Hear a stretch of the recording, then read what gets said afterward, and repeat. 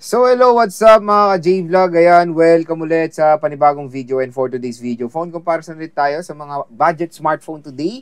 So ang topic natin for today is the Poco C61 versus the Tecno Spark Go 1. So ano kaya ang perfect na Android smartphone na pwede nyo ma-purchase ngayon 2024? Tara mga ka-J-Vlog, check natin.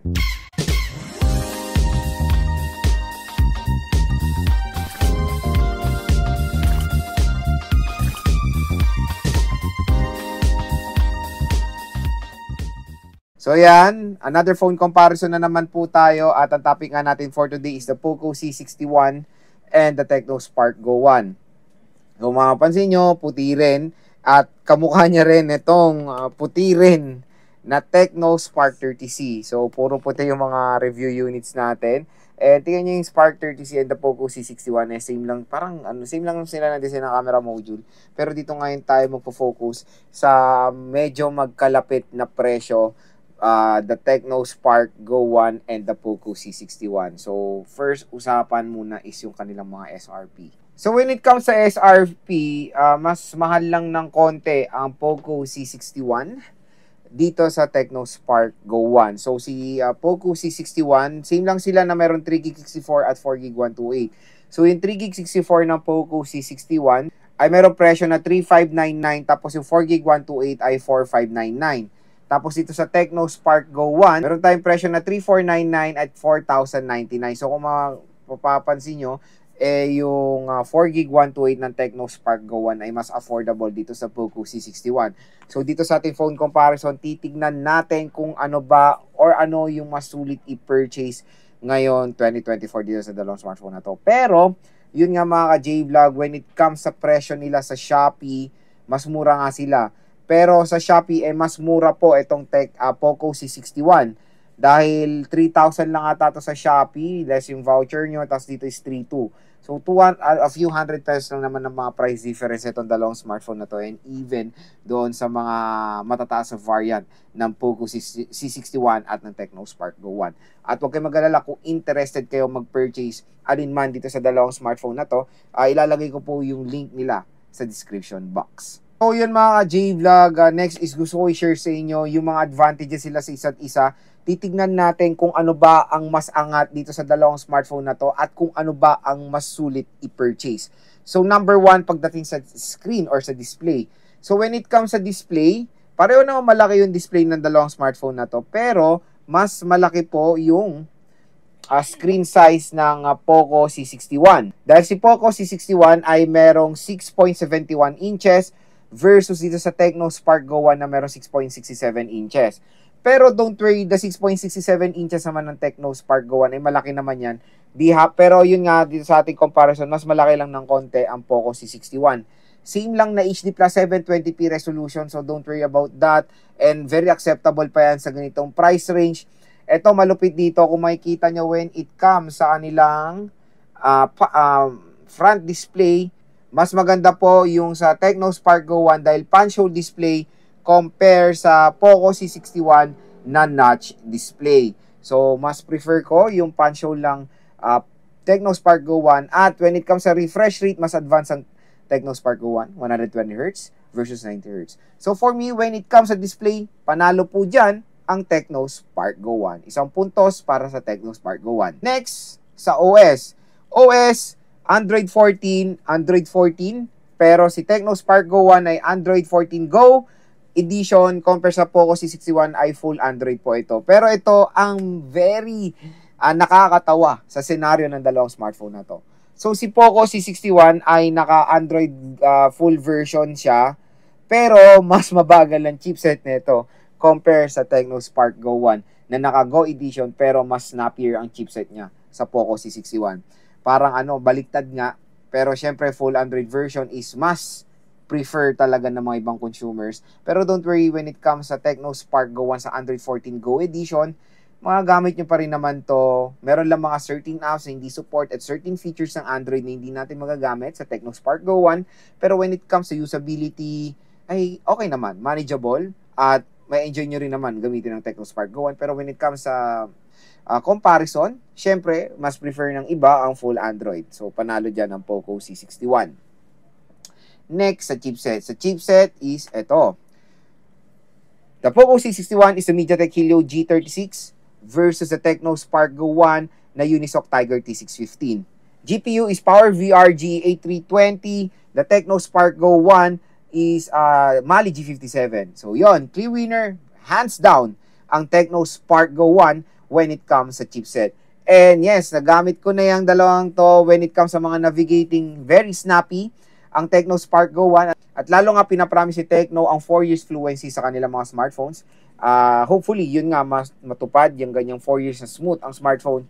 Pero sad to say that dito sa Poco C61, na-experience ko na ang bagal ng MediaTek Helio G36. Dahil when scrolling lang, navigating, opening of apps, medyo may mga delay sa response sa Poco C61. Yan po ang yan po talaga ang mararamdaman nyo pag mabagal ang chipset ng isang smartphone. And quick reminder lang, hindi lang po CPU ang titignan nyo when buying a smartphone, always look din sa GPU ng smartphone. So the Mali G57 is a good GPU yan for a budget smartphone today, lalo na while playing mga modern games. So mas prefer ko, so syempre, mas manalo, mas nakaka-handle ng games ang Tecno Spark Go 1 compare sa Poco C61. When it comes sa chipset, isang puntos ulit sa Tecno Spark Go 1. So 2 points, 1 point. Next, sa camera. Camera, ayan, tingnan nyo naman ang camera. Magandang design ng camera, circular camera module sa Poco C61 and diagonal camera module when it comes sa Tecno Spark Go 1.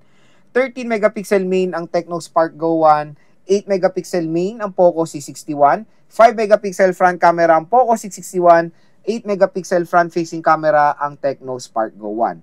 So when it comes sa specs ng camera, di hamak po, mas panalo po ang Tecno Spark Go 1. So isang puntos ulit sa Tecno Spark Go 1 when it comes sa camera. Speakers ng Tecno Spark Go 1 is dual stereo speakers. Isang speaker sa taas, ayan kung makikita nyo, nagpo-focus sa akin isang speaker sa baba.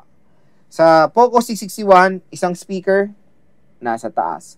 So syempre, mas prefer natin ang stereo compare sa mono speaker. Isang puntos ulit sa Tecno Spark Go 1. Next, sa fast charging rate. The Poco C61 is 10 watt charging rate versus the Tecno Spark Go 1 na 15 watt fast charging rate. So, syempre, panalo po sa fast charging rate ang Tecno Spark Go 1. Isang puntos ulit tayo dito. So, yon, when it comes sa battery, same lang naman sila na 5,000 mAh battery.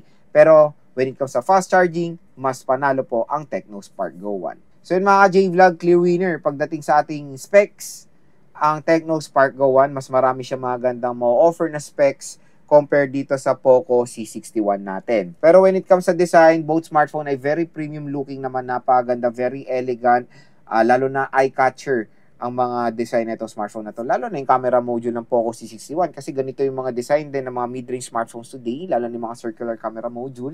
And sa Tecno Spark Go 1, may kamukha. iPhone, di ba? 13, 14, 15 diagonal shape camera module na very trendy ngayon, of course. So, when it comes sa design, pareho ko sila nagustuhan. Hands down ako dyan. Mga J-Vlog, yung advantages sila sa isa't isa. So, hopefully nakatulong to sa inyo kung nagde-decide kayo bumili between dito sa dalawang smartphone na to. So, yan mga J-Vlog, ang pinaka-main na tanong, ano ba ang mas sulit bilhin? Ang Tecno Spark Go 1 ba? Or the Poco C61? So, ako tatanungin, for me, very hands down ako when it comes sa Tecno Spark Go 1. So, for me, panalo po sa ating phone comparison si Tecno Spark Go 1 mga ka-J-Vlog compare dito sa Poco C61. Tulad nga ng sinabi ko sa inyo, ang dami niya pong mga advantages dito sa Poco C61 na pwedeng ma-offer. Pareho lang sila ng price at hindi sila nagkakalayo ng price mga ka-J-Vlog. Very affordable itong dalawang smartphones na to. Pero yun nga, kung ako pa pipiliin, mas masasuggest ko si Tecno Spark Go 1 para sa inyo. Unang, dahil nga, syempre, sa mga specs na ma-offer, lalo na ang 120Hz screen refresh rate. To be honest, bibihira lang natin makikita ang 120Hz sa isang smartphone na merong 3,000 pesos na price tag, 3 to 4,000 pesos price tag. So, let's appreciate naman Tecno na nagbibigay sila ng mga malulupit na specs sa murang halaga para ma-enjoy din ng mga consumers ang kanilang hard-earned money. Pero when it comes sa OS, hands down tayo sa Poco. Sa Poco C61, full Android 14 na po siya. Siyempre, marami rin magko-consider ng Poco C61 when it comes sa full Android software. Pero ito mga ka-J-Vlog, manage your expectation when using the Poco C61 dahil yung chipset niya talaga is yung major downfall na itong smartphone na to. The MediaTek Helio G36 is hindi magandang performance sa chipset, lalo na kahit mga nagnanavigating. Based on my personal experience, while setting up the Poco C61 ay sobrang bagal.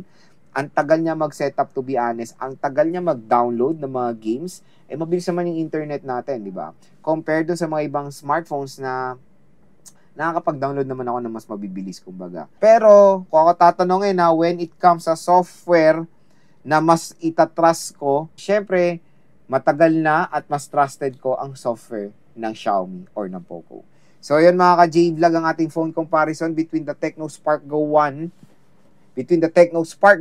and the Poco C61. Hopefully, nakatulong itong phone comparison natin sa inyong buying decision dito sa dalawang smartphone na to. At kung interested kayo bumili ng Poco C61 at ng Tecno Spark Go 1, huwag kayo mag-alala.